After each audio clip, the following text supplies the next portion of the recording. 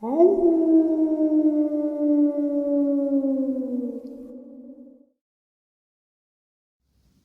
greetings and salutations, folks. I hope everyone is still doing well. Welcome to tonight's second and night-ending bonus upload. Before we jump on into it, a quick couple of links.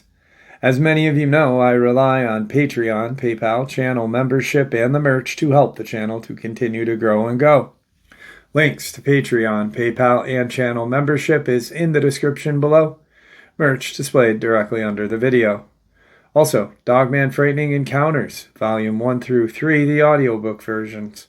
They were written and researched by Tom Lyons, narrated and produced by me, Jeff Nadolny. These audiobooks are available on Audible, Amazon, and iTunes, links to which are also in the description as well. And finally, last but definitely not least, if you'd really like to help support the channel to continue to grow and go, simply subscribe. It does not cost a cent. Click the like button, takes half a second. If you don't want to miss out on any of the informative uploads that I put out daily, click the bell icon. And folks, please leave a comment and share the video. Why? Well, these things really do help the channel to continue to grow and go. They definitely do matter and they are appreciated. And with that, I have taken far too much of your time. Let's jump in to tonight's second and night-ending bonus upload. Shall we? Okay, so I had received this email back in September 8th, right after the live stream. Brand new subscriber. She had been at the live stream and really had a lot of fun, she said, but she wanted to share an experience that her friends, and her friend's brother all had shared at different times. Her friend's brother was the one that it centered around. And if you lived in the Redding, California region of 1996, she said that you would recall there had been in roughly May, the end of May, so just starting summer, there had been a fugitive from justice, and it was on the news, it was in the papers. Once again, 1996, end of May, early June, and they said they had been searching for this fugitive in the Mount Shasta area for a couple of weeks. There was no crime mentioned, just fugitive from law enforcement.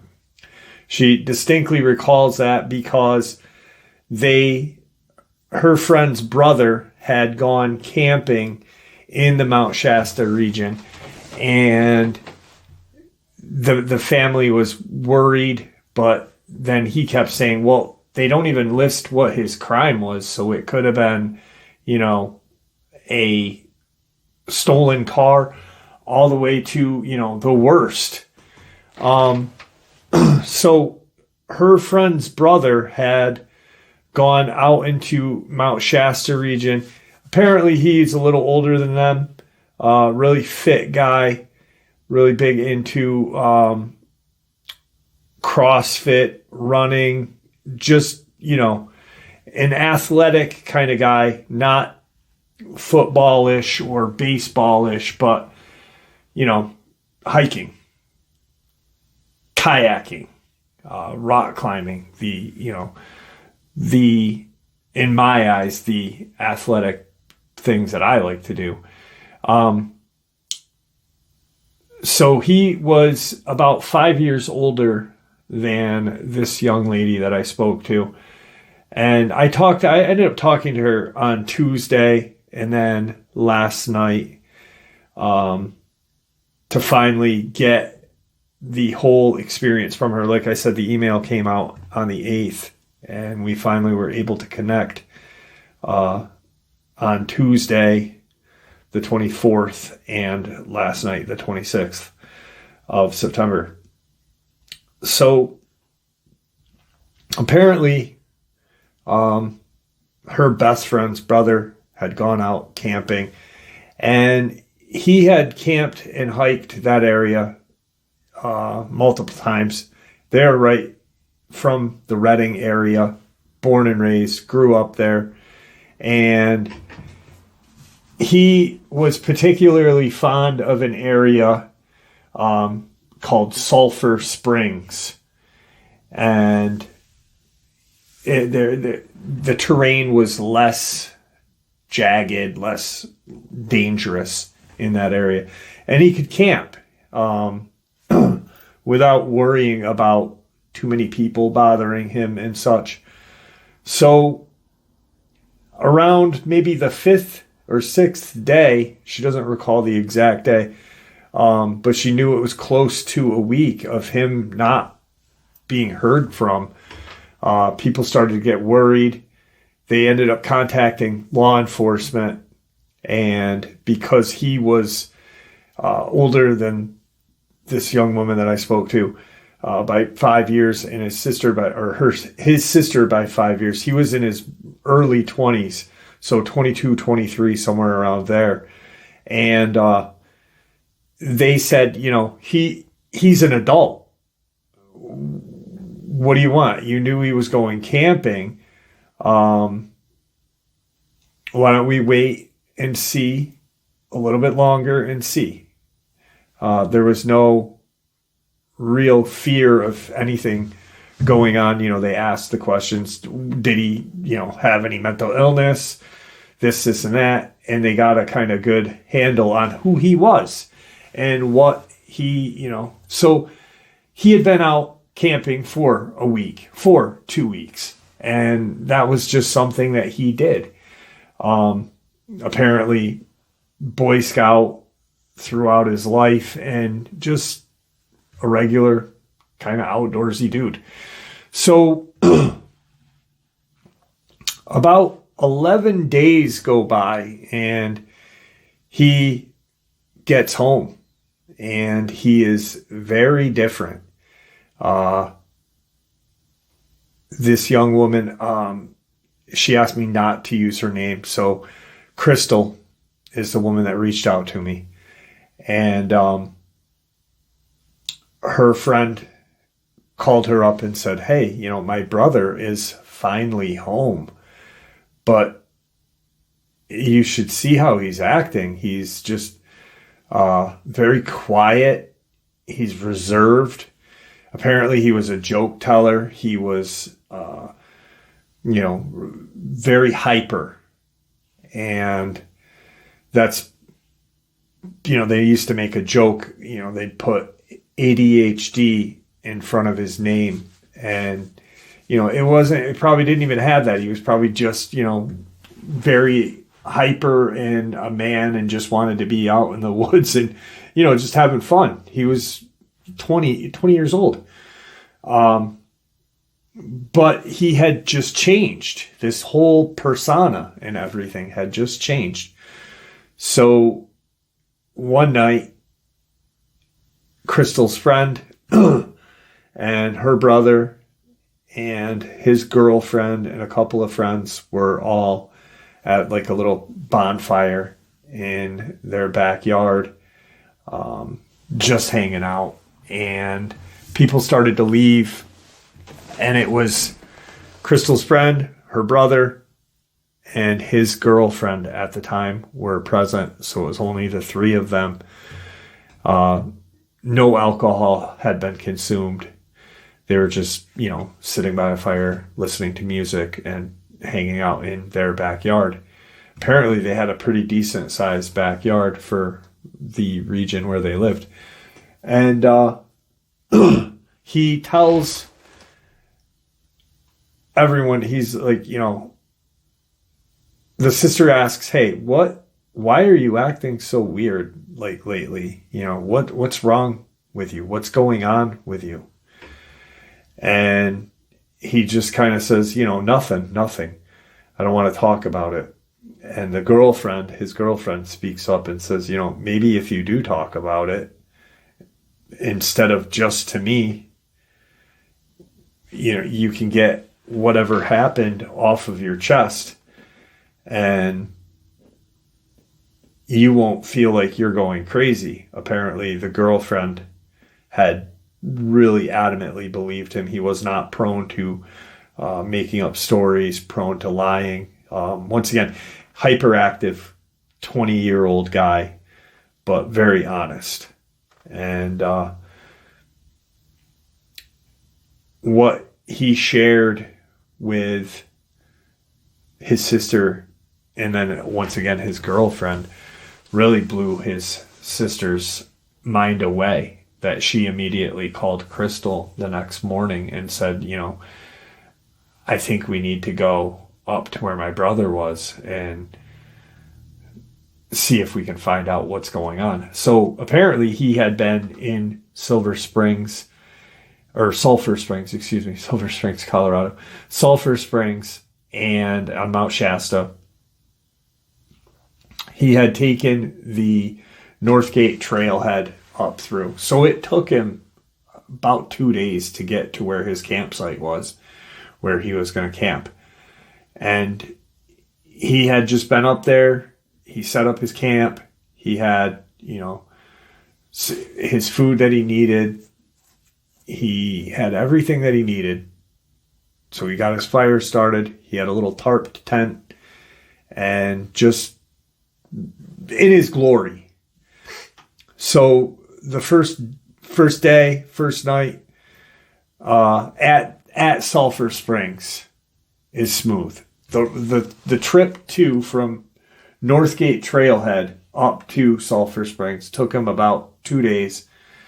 On the second day he was there. So that first day hiking in the camp where he camped the first night, nothing happened.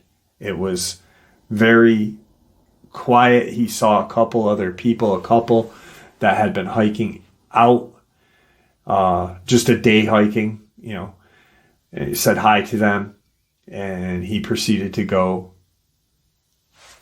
to where he was going to get.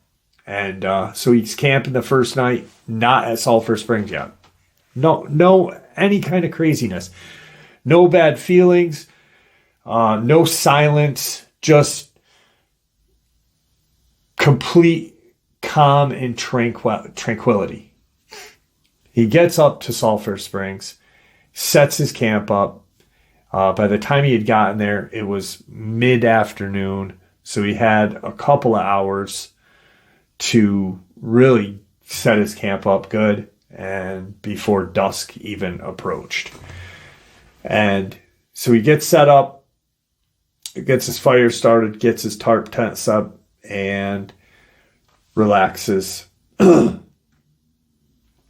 He said that probably right around dark, when the sun was gone, dusk had and now it was dark. He said that he had noticed that there were no crickets, no bugs, nothing. Just this really weird and frightening silence. A lot of people call it the Oz effect. And so he's sitting there.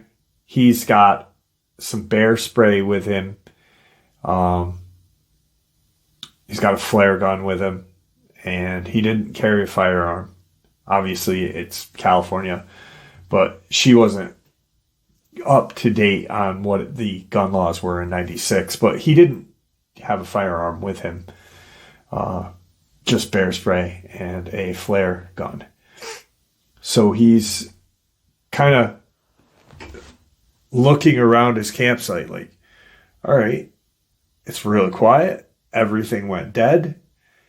What the hell? And he stokes his fire a little bit more. And he can hear off to it would be west. He can hear what sounds like a humming, like a mechanical humming. But it's like a strange kind of baffled noise. And he's just like, what in the hell? Maybe someone's coming up on a 4-wheeler or a 3-wheeler. And so he's waiting. He's got a flashlight, not a very great flashlight, 1996. And as soon as the silence hit, it was that way for 40 minutes to an hour. And then just like that, the world started right back up. That humming sound was gone. And so he's like, damn, what the hell was that? Real freaked out. And he makes the decision that, all right, it was coming from the west. I'm pretty much centered at Sulphur Springs. I'm about, he was about 11,000 feet in altitude. I'm going to hike tomorrow and see what's over on this other side here. And apparently it's some rough terrain. No, he was about 9,000 feet, excuse me. Where he was going to go would be 11,000 feet, excuse me. So he makes that decision that's his goal or his plan of action tomorrow is I'm going to go check and see what that humming noise was, because, he had no plans. He was up there. So, he's going to play it day by day and what his adventures are going to be for that day. So that's his now new adventure. I'm going to go and figure out what that sound was. He stays up for a couple more hours because, he wants to make sure that, one, he feels comfortable to go to sleep, and two, that sound doesn't occur again. So now it's about 11 o'clock at night, and he goes to bed.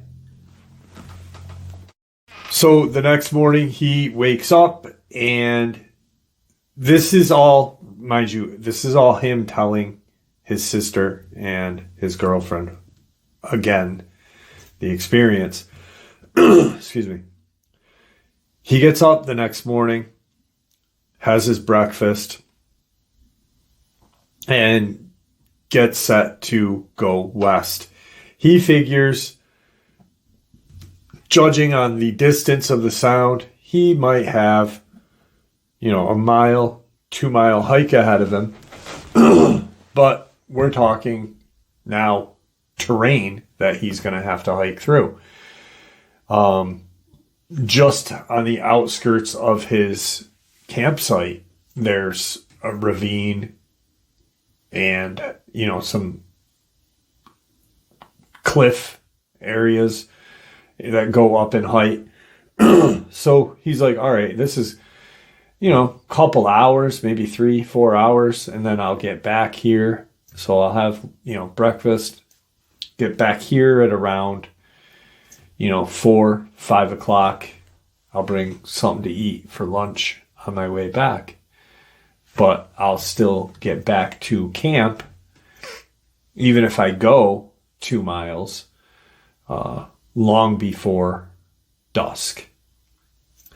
So he starts out, he has breakfast, and he starts hiking out. Well, he is not, once again, he's not a person to make up tall tales.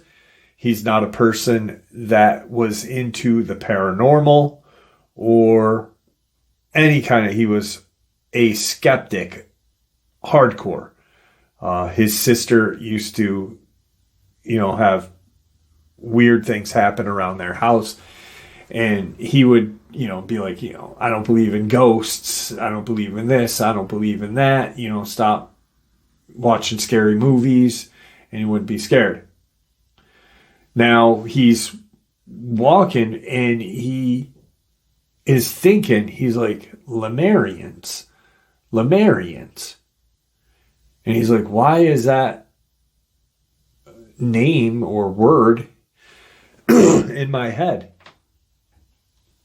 And as he's walking, he keeps thinking about a dream that he had that night before. This person or this thing kept saying, "We are Lemurians. We were here long before humanity. We are Lemurians." And he's just hiking and he's like, "What the hell is a Lemurian?" You know, with no idea what a Lemurian is. This whole time he's hiking out and he's just replaying his dream. He doesn't recall the facial features. He recalls whatever was saying this to him in his dream, that it was humanoid, but oddly different.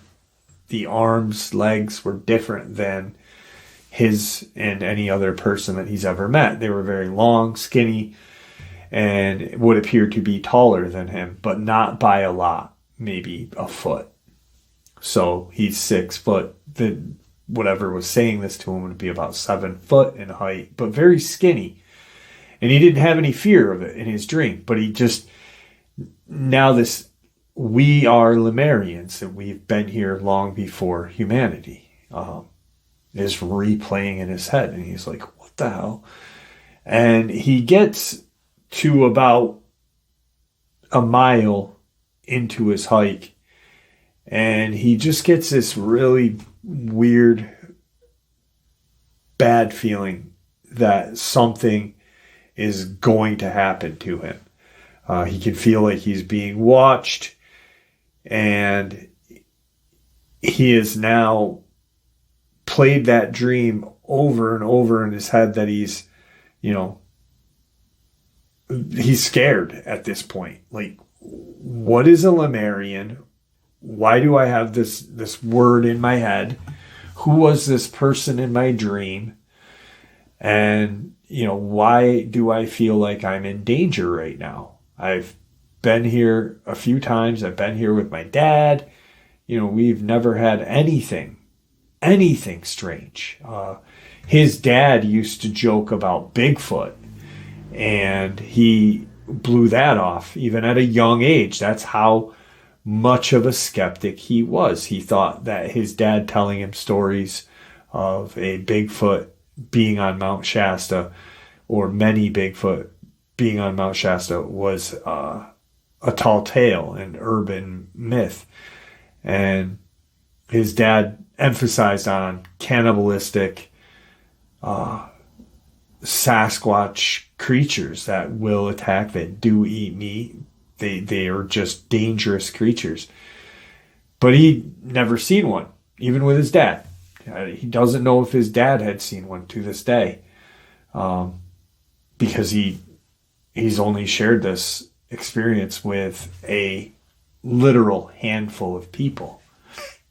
So he gets to about a mile in, and he gets this bad feeling, and he decides, you know what, this isn't worth it. I've been hiking for a couple of hours. I'm kind of hungry. I'm going to have lunch. And he looks at his watch. And his watch is not a digital watch. It is one of those kind of self-wind watches. A mechanical self-wind watch. No battery. And he looks at his watch because he wants to figure out, how long this is going to take. How long have I been hiking? And he looks at his watch, and his watch has, now it tells him that it's like early morning or late at night. So 9 a.m., 9 p.m. And he's like, the sun is out. It's definitely not 9 a.m. because I left after 9 a.m. and it's not 9 p.m. because the sun's out. What the hell is going on with my watch? And he starts walking back the same way he came. He looks at his watch again because now he's baffled. He's like, and he looks down, and his watch the hands are spinning very slowly, but they're spinning. And he's like, am I near a magnet? Am I near something, that's messing with my watch to, not be able to tell time anymore? Because he knew he didn't touch it, and now he's watching these hands circle his clock face. He's about a half a mile from his camp, and he hears this loud shriek, just this echoing kind of growl. It was bass to it, but it sounded like a very large-lunged woman, followed up by this weird kind of growl. And he stops instantly and looks around like, what in the hell was that? He doesn't stick around, picks up pace and heads back to his camp. And, it took him a couple hours to get to where he was. So it's going to take him a couple hours to get back to where his camp is set up. And during this trip back to his camp, he's catching things out of the corner of his eyes. He's hearing branches breaking. He's hearing things above him in the trees. Just a lot of, almost like something's playing a game with him. Or multiple somethings are playing a game with him, because as he's walking, he catches us off in the woods, but he can hear branches breaking over here, and behind him it sounds higher up. So it's just all around him, and he is very freaked out at this. And he now pushes, starts to jog a little bit. Dangerous decision. Thank God at that point he did not hurt himself. He gets back to camp and gets his flare gun out, because he's like, something's out here with me. I don't have a firearm, but I've got a flare gun. And if it's a bear, if it's a mountain lion, I at least have my bear spray and this flare gun. I can at least fight my way out of it if I have to. So he's back at camp, and all of the strange activity around him had stopped right as he could see his camp visibly. He could see his tarp tent. He could see his fire pit and everything. It was like everything just stopped. The noises, the peripheral vision. And he gets to camp, and he's very nervous at this point. He's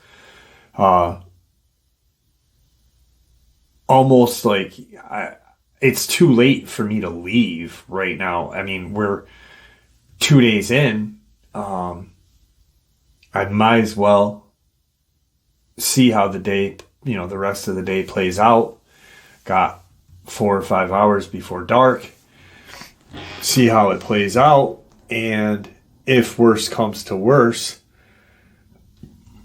leave at night or stay the night and leave first thing in the morning.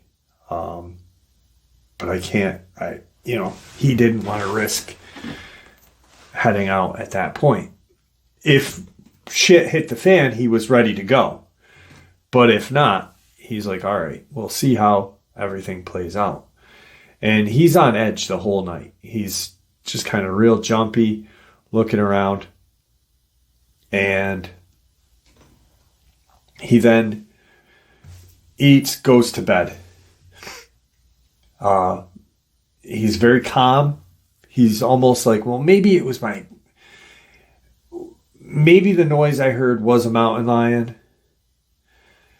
Maybe because I heard that noise, maybe because of the altitude. He's just running maybes in his head. And he goes to bed. He's like, all right, well, it's not as bad as, this early morning, this afternoon, so I'll play it by ear. And he does go to bed. And sometime he does not know, after he'd fallen asleep, he is awoken and he is in this very sterile looking white room. And he is really freaked out. Like, where am I? Is this a dream? In his head, he's like, is this a dream? I was in my tarp tent in my sleeping bag. Now I'm in this white room of, there's nothing in this room. There's a metal bed that he's laying on, and he sits up and he's just looking, and he looks down at the bed to see how far he's off from the ground. And he realizes that there's no legs. So it's this slab of metal suspended in the air, 4 feet off the ground, but held up by nothing on the sides, nothing below. And he's like, what the hell is going on? This is a really weird dream. And as he's thinking this, these two humanoid creatures walk in, and they are 7 feet tall. They look very human, but they have a very strange kind of pointed ear. Not like a fairy's ear, but there's something off with their ear. There's no hair, and they are wearing these white robes. And he's just like, what the hell is going on? This is a really weird dream. But he notices these things are very, tall, gangly. Is this the same dream that I had the night before? And the one humanoid creature says, it says his name and says, we've been waiting for you. We are Lemurians.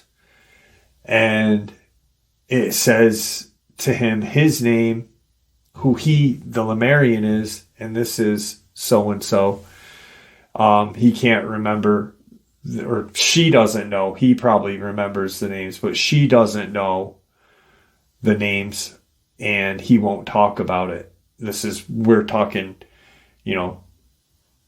30 years ago. So 20 years ago. And, no, 30 years ago, almost 30 years ago, 28 years ago. So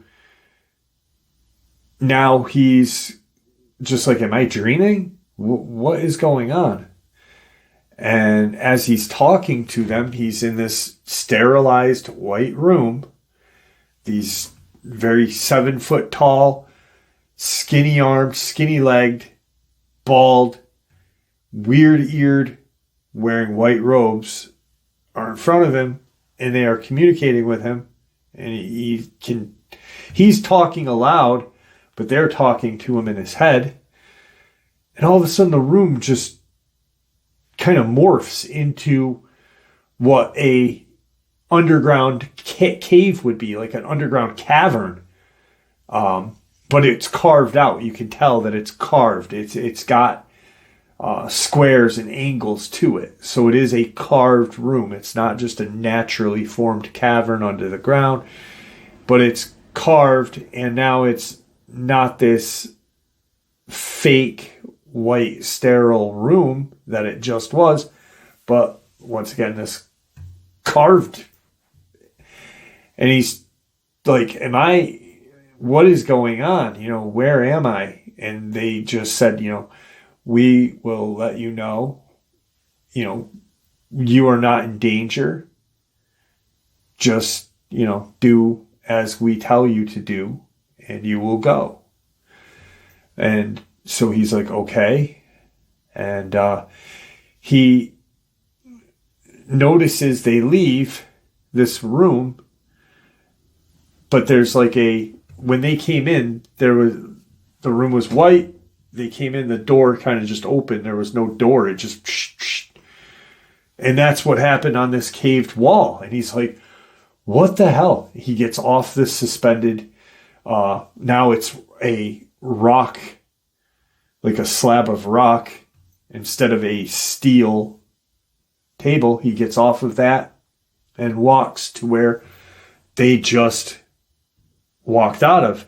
When they walked out, he could see something beyond this room. And he's looking, and he said, I distinctly remember looking at the wall, and there was what he believed at the time, Native American hieroglyphs and petroglyphs and stuff. But then he starts to realize these aren't Native Americans. These look Egyptian. These look, he's looking at a sphinx. There's pyramids and such carved into this wall. And it's all around. It's like a story in this room. And he's just like, where the hell?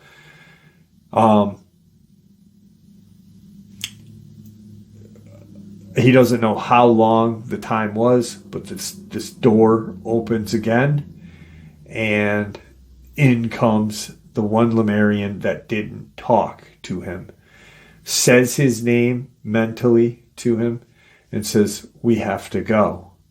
We have to show you something. And he's walking down this long tunnel.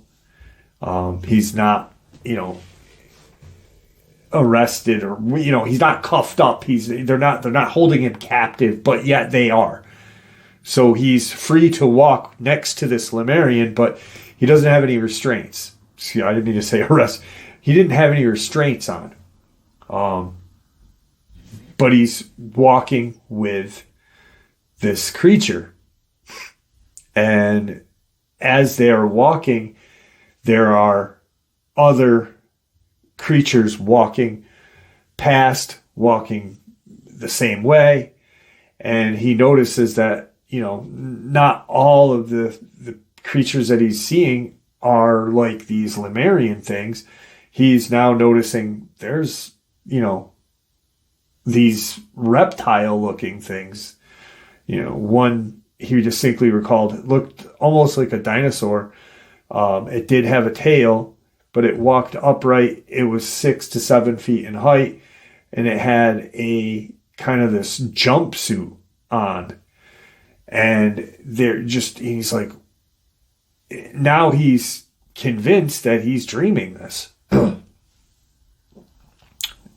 They bring him to this chambered room, and he is now told to sit. Someone will be back to see him momentarily. As he's sitting, he's now really trying to put the mental pictures together, like, where the hell, this isn't a dream. He's pinched himself, and in comes these two reptilian kind of creatures. One is very, very tall, like 8 feet in height, and very aggressive looking. The other is no taller than him, at 6 foot. This room, immediately as these things walk in, change back into this, almost what the other room looked like, this sterile white room. What he was sitting on is, now he had thought it was like a kind of like a cubed rock. Now he looks, and he's sitting again on this sterile steel table. Look down, there's no legs, and he remembers not being able to move. He remembers not being able to fight back. There was just, he didn't on his own lay down, but he did lay down. And he remembers these very strange kind of what he called experiments. They took blood. They had taken probably hair. he has a scar on his back where they had they'd put a needle into his back. And so they were taking DNA. They were taking what made this guy him. And these creatures left the room, and they left him there. And he is now in and out of consciousness. It was a very traumatic experience. These were not like your hospital-sized needles. These were large, his back is killing him because of whatever they stuck in his back was absolutely long and about the thickness of a pencil. And he still has a scar on his back to this day, I guess. So sometime between these things leaving, this Lemurian walks in and he remembers, and he's able to speak again. He's able to move, and he sits up, and he kind of, what the hell is going on? What are you doing to me? Let me go. I have a family. I have a mom. I have a dad. I have a sister. Let me go. I was camping. This Lemurian says, you will be going, says his name again. You will be going, whatever. And when you do, don't be surprised if you are visited in the future. He then is escorted in this tunnel, and they're walking, and he's looking around. There's no rooms. It's just this long tunnel. So when he left that room, that wall, again, sealed up. There was no doors. There was no anything. And he's like, what is going on? Where am I? Who are you? What is a Lemurian?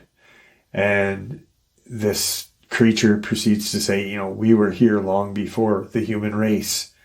We live in these tunnels. We have for thousands of years. Don't worry, we will not harm you. You will leave this, base. Didn't say base, but you will leave this facility shortly. And as he says this to him, all of a sudden he almost has this kind of flash of light, and the tunnel is now a hallway. It's almost like the curtain got lifted, and now he can see that there are doors with just glass that he can see into these rooms, and these kind of metal doors. So the solid rock is now glass, and he can see through it. And he's just sketched out, because this is something, this poor guy, practical joker, super full of energy, doesn't believe in the paranormal and doesn't make up tall tales.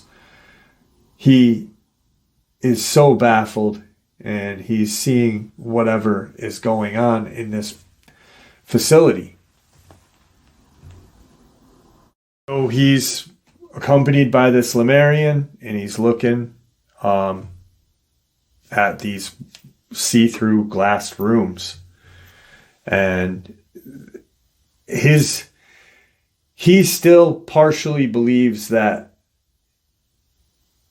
what happened during those 11 days was he might have fallen and hit his head, but there is no any kind of damage to his brain. There's no and he's looking, and he sees these vats, and this is what makes it hard for him to believe, because he sees these vats that are suspended in air on the opposite side of these glass rooms. And what he's seeing is these creatures. He sees one thing that set him off and made him think was he remembered seeing like the pyramids and seeing the Sphinx and such. And he saw this humanoid in a vat, and it had a feline kind of face. It was very powerful looking, and it was suspended upright. So he assumes that it was bipedal. It was rather large.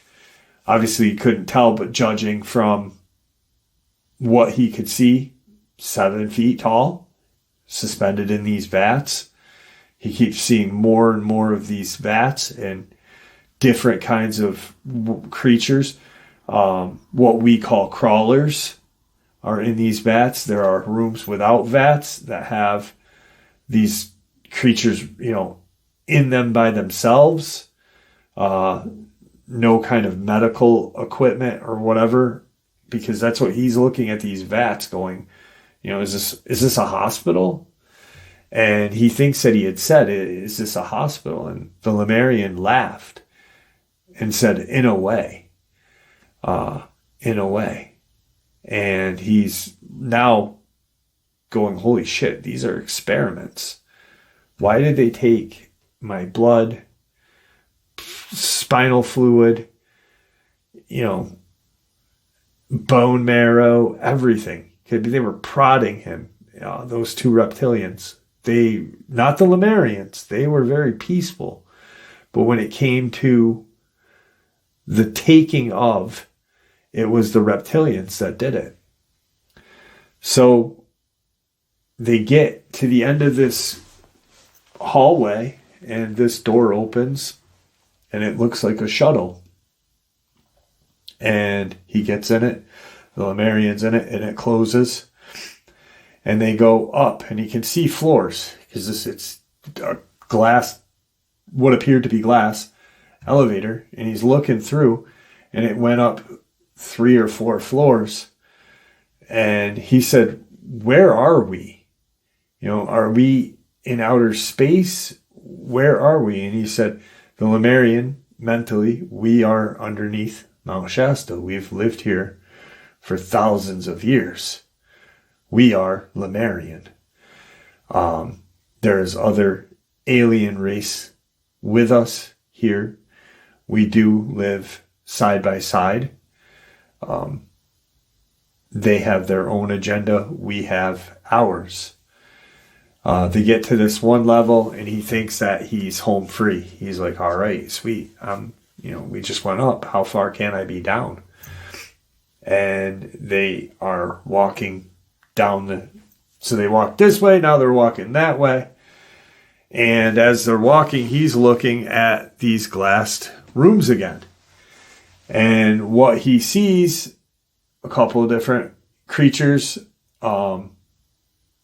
very strange looking, aquatic looking ones, some that looked like they had gills, other kind of reptilian, more of these crawler creatures, what appeared to be possibly dogmen and feline-like creatures.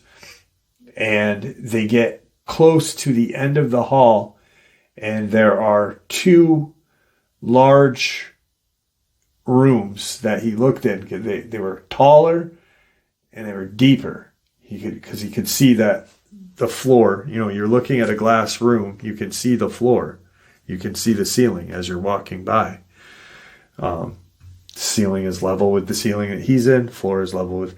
But when they get closer to the end, he looks and he sees that the floor doesn't begin right where he is standing.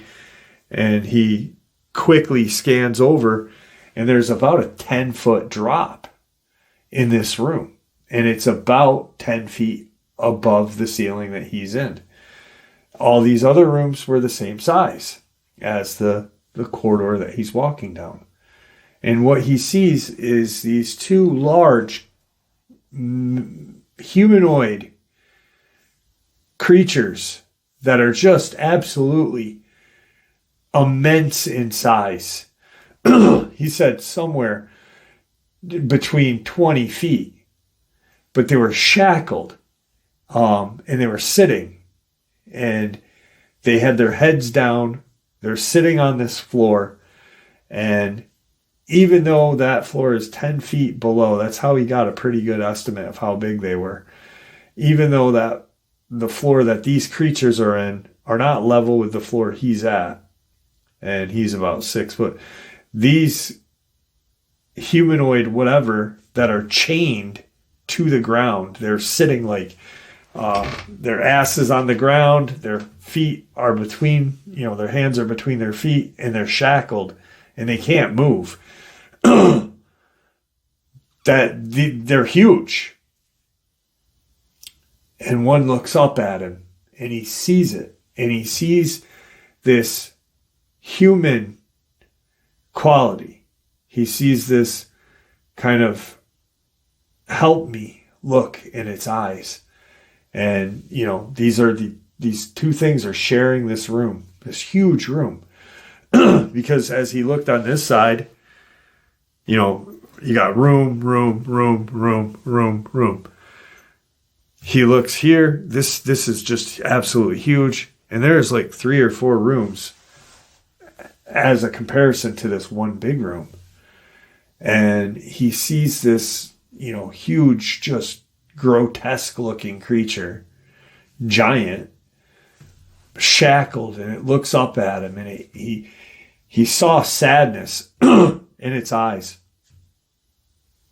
And he stopped, and the Lemurian is walking ahead, and right in his head, the Lemurian said to him, "Continue, whatever name, come with me." And as he did that, as he heard that, this giant creature tries to stand up and and lets out this just booming roar, of anger. And he can't move. He can't stand up because he's shackled to this ground.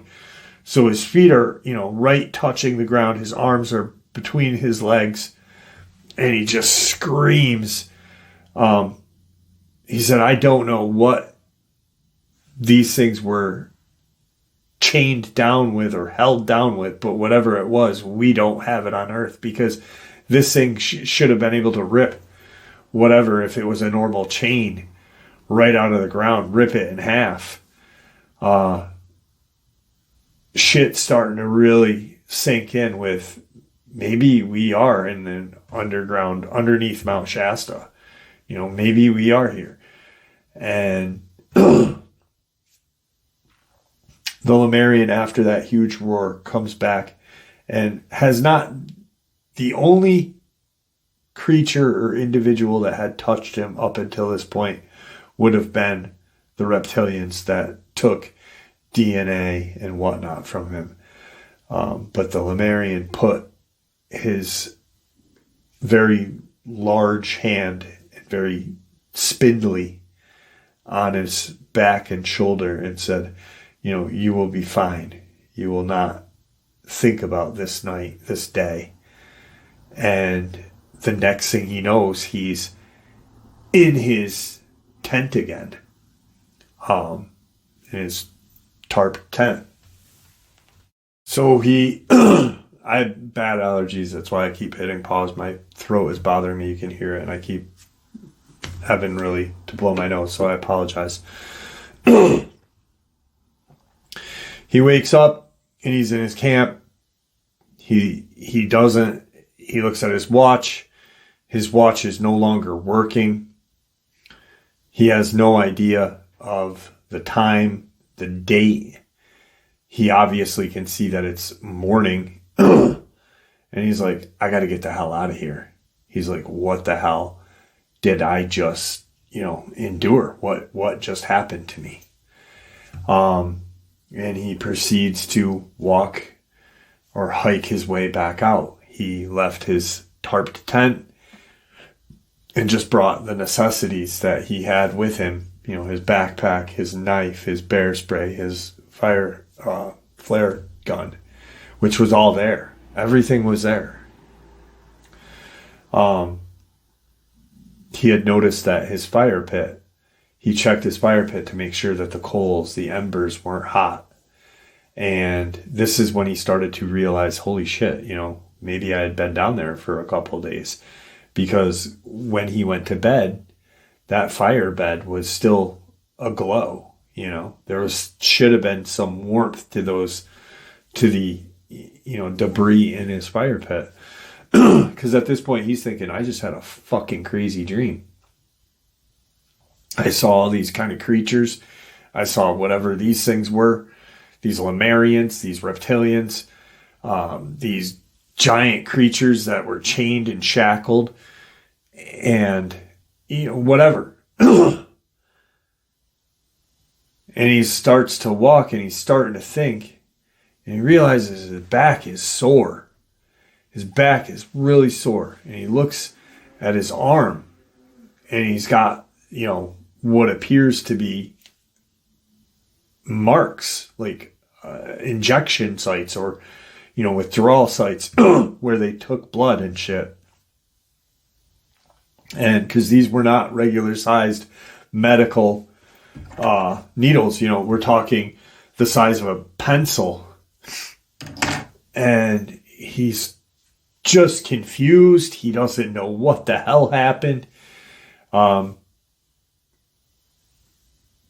This is day 9. 2 days later, he's back at his car, and he's back at home in Reading. And that's when he gets home. And he is quiet because he's trying to figure out what the hell happened. And then everyone's like, where were you? You were gone for 11 days. Where were you? His family's like bugging out. His mom, his dad, everyone's just bugging out on him, And he's like, oh, I was camping on Mount Shasta. He doesn't know what else to say because, it'd be like waking up out of a coma. You don't know what the hell happened. You think it was a nightmare. Come to find out, you've been missing for 11 days. During that time, apparently, a few park rangers had gone up in that area to look for him. And they didn't even spot his tent, his tarped tent.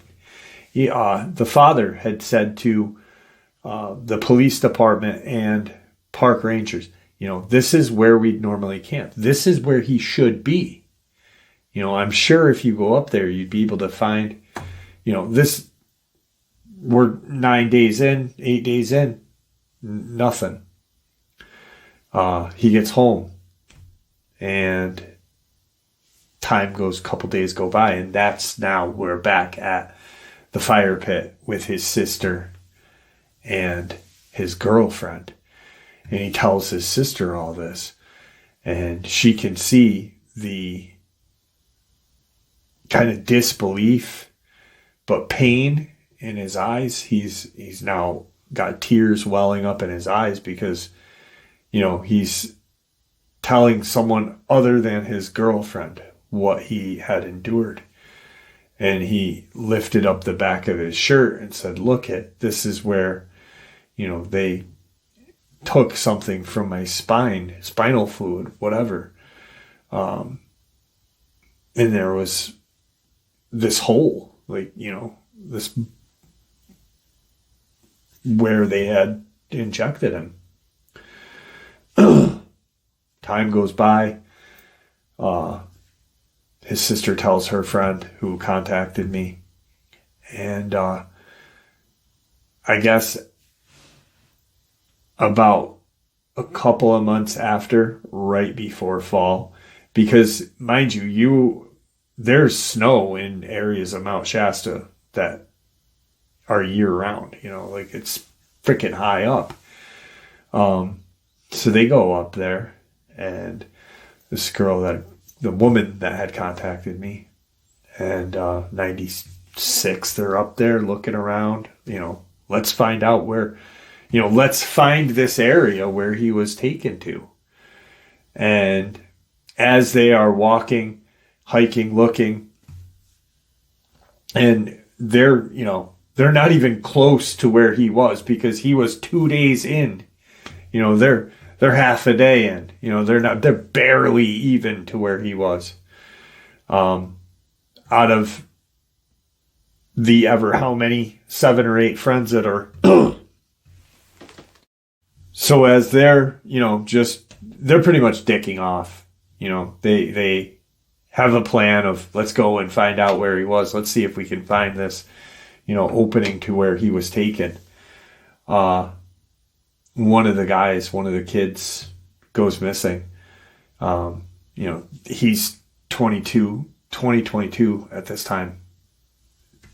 His sister's friends are 16, 17. And one of them goes missing. Mind you, they're a day and a half from where he was. So a long way away. And they're close to this creek that's near where they were. They are calling for him, where the hell is he? And they get out of there. And they send, they contact the police and tell them what happened. We were up there hiking and we were looking for a cave. This is exactly pretty much where we were. Law enforcement goes up there and rangers are there. They're looking for this kid, 16, 17 once again. And one of the park rangers goes missing. For how long? Nobody knows, but at that point, they're all still up there looking for their friend. Their friend then is found, and he had been wherever. They don't know. He doesn't know. He still to this day doesn't know. He had been missing for like 6-7 hours. They're accompanied out. Now they're looking for this ranger. 2 or 3 days go by. And instead of saying that a search and rescue was going on in the Mount Shasta region, closer to the Northgate Trailhead, instead of saying park ranger is now missing, they said that there was a fugitive on the run still up there, and to this day, the police have talked about this fugitive prior to him going missing, to this park ranger going missing. So they are still saying that, not now, but during the summer of 1996, there was a fugitive missing, or a fugitive on the run. But there was never a fugitive on the run. Why were they saying it before he went missing? Crystal's friend's brother. And then after this park ranger went missing. So for 2-3 months, you've got a fugitive that had done some crime that the newspapers and the news were not made aware of, just that there's a fugitive up there. Why is that? And apparently, in this area of Redding, people that have lived there for X amount of years and that lived back then will still remember that summer where there was a fugitive in the Mount Shasta region of 1996. That's when she told me this. And instead of, the park ranger story, hey, we're looking for the park ranger, you may see helicopters in this region because now we're looking for, we're up here now, further up looking for this fugitive. Why did they use that? What was the initial reason? And I asked her, I said, well, what was the initial reason for him to be missing? Or that, why did they use that story of there was a fugitive on the run? Do they know? Does the local government know about these Lemurians? And apparently they do. Apparently it's not a secret for the people that live in that area to know that these humanoid creatures live up there. That hallway, however deep they were, where he was taken, he had gone up 3 or 4 stories or 3 or 4 floors, but he lost consciousness after he'd seen those giant creatures. So they could have been, 3 or 4 more floors. So you're 8 floors down doing genetic experiments like Dulce, New Mexico, Teos, these elaborate tunnel systems that can shift. Is that the eyes playing tricks on you? The Egyptian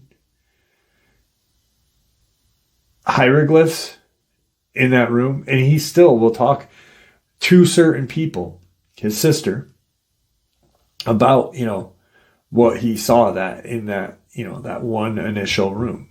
And he said part of me thought I was on a spaceship. Part of me, after looking at the hieroglyphs, thought that I was in Egypt in a pyramid. I don't know what those creatures were, the giants, those crawlers. And he's come to terms with what happened to him, but how much mentally did that screw him up? The ranger apparently had been found because a couple of weeks after his 11-day disappearance, that fugitive on the run thing had stopped being talked about.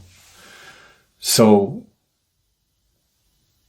very strange. Like, was the local government aware of these Lemurians doing kidnapping? That's what she's thinking, that like the pact that is talked about with the aliens in the 40s, where they could abduct X amount of humans to do their genetic experimentation. But, she thinks that's going on there. The government is aware of it. And they wanted to keep people out of that area to keep people safe. And instead of saying, don't go in this area, they said, there's a fugitive out there. Try not to go camping. If you are camping, get out of the area.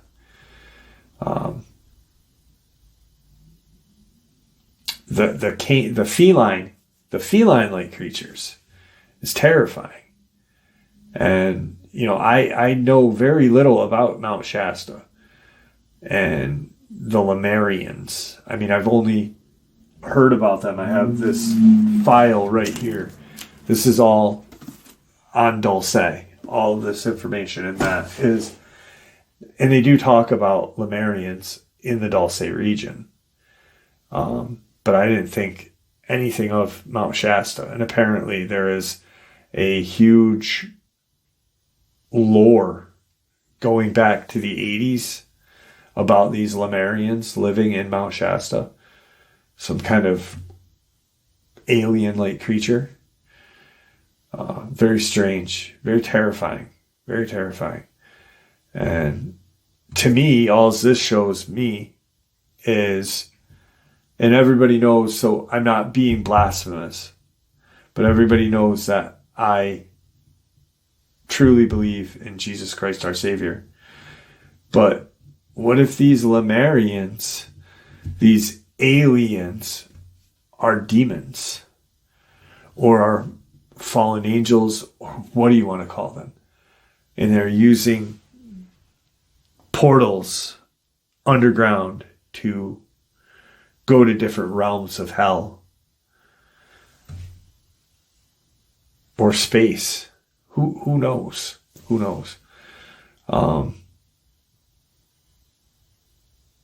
Her friend no longer, her best friend that she grew up with, the one that's brother had lost 11 days of his life. She no longer lives in Redding, in that area anymore. She doesn't even live in California. She wanted to get as far away as possible. The brother still does live there. And Crystal is friends with his wife, who was his girlfriend at the time, and periodically talks about what occurred. So it's something he'll never get over with. It's just something he'll never get. It's crazy. It's fucking insane. But if you live in that Redding area of California in 1996, you will remember that for the beginning of summer, right up until the end of summer, they talked about a fugitive on the run with no criminal, whatever. He didn't steal a car. They don't know if he stole a car. They don't know if he shot some guy. They have no idea. It's just fugitive on the run. Stay out of the Mount Shasta area. And there you have it, folks. I hope you all enjoyed tonight's second and night-ending bonus as much as I enjoyed sharing it with you. I'd really like to thank you all for supporting this channel. It is your support that helps the channel to continue to grow and go, and what gives us all a place and a chance to share our experiences and theories judgment-free. Everyone is simply treated with the respect that we deserve. Please, everyone, stay safe, happy, healthy, and ever vigilant. Keeping an eye on our children, pets, family, and our friends. These creatures are real. These events have happened. Share this information with those you love and care about, and it may just help save their lives someday. Until next time, never stop asking questions, never stop searching for the truth, and God bless you all.